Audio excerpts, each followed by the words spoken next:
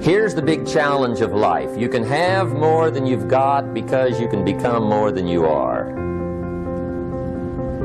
That's the challenge. And of course, the other side of the coin reads, unless you change how you are, you'll always have what you got. I have found in my experience that income does not far exceed personal development. Now, sometimes income takes a lucky jump, but sure enough, unless you grow out where it is, it'll usually come back where you are. Life has strange ways. If somebody hands you $1 million, best you become a millionaire quickly, so you get to keep the money. Otherwise, sure enough, it'll disappear.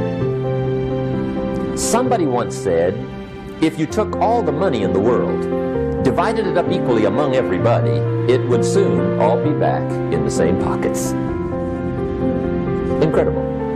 Success is something you attract, not something you pursue. Success is looking for a good place to stay. So instead of going after it, you work on yourself. Personal development. See, the major question to ask on the job is not what are you getting. The major question to ask on the job is what are you becoming? See, the big question is not what am I getting paid here. The big question is what am I becoming here? Because true happiness is not contained in what you get. Happiness is contained in what you become.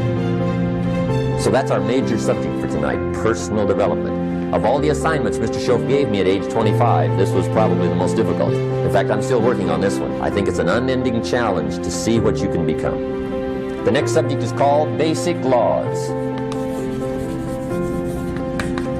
And it's good to study the basics. And I call these basics primarily because they come from the Bible.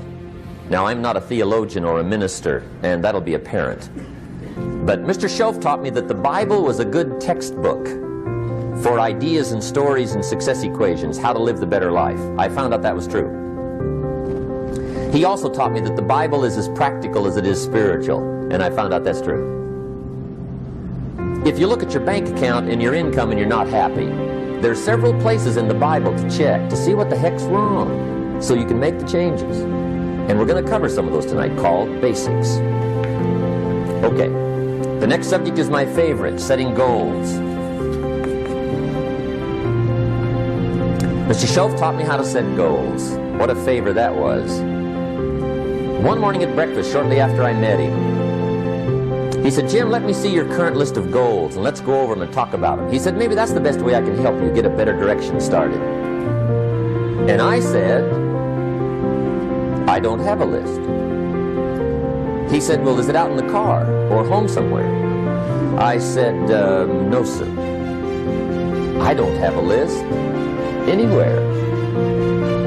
He said, well, young man, that's where we got to start. He said, I can tell you right now, if you don't have a list of your goals with you, he said, I can guess your bank balance within a few $100s. Which he did. And that got my attention. I said, you mean my bank balance would change if I had a list of goals? He said, drastically. That day I became a willing student how to set goals. And sure enough, learning how to set goals changed my life. And I often wondered why no one had ever taught me how to set goals up until age 25. I went to high school, but if they offered it, I missed it. I went to college for a year, never heard it. I worked for Sears. Really. And to my knowledge, Sears never taught it. Right? How to set goals. So here I am, age 25, married, my family's starting, I've been to college, I'm working, and I still don't know how to set goals. But fortunately, when I was 25, I met the man who taught me how, and it revolutionized my whole life. Economically, socially, personally, it's incredible. So I want to share with you tonight what Mr. Schoaf shared with me, how to set goals. It can be a life changer. Okay, the next subject is the negative part of the seminar. Life is part negative, so we got to talk about the negative. And this subject is called diseases of attitude. Diseases of attitude. There's a lot of things that can wreck your chances to do well. We live in a rather dangerous world, so you got to be not only wise, you got to be careful. Now, attitude diseases are just as bad as physical diseases, right? High blood pressure, heart trouble. I mean, a lot of things lace your chances to do well. So you've got to be careful. And attitude diseases are deadly. I mean, they'll destroy all the good things you start. Okay?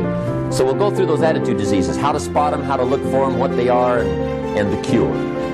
And I'm a pro on these because I've had them all, so I can give you excellent advice on this. Now, the last subject we're going to consider tonight is called the day that turns your life around.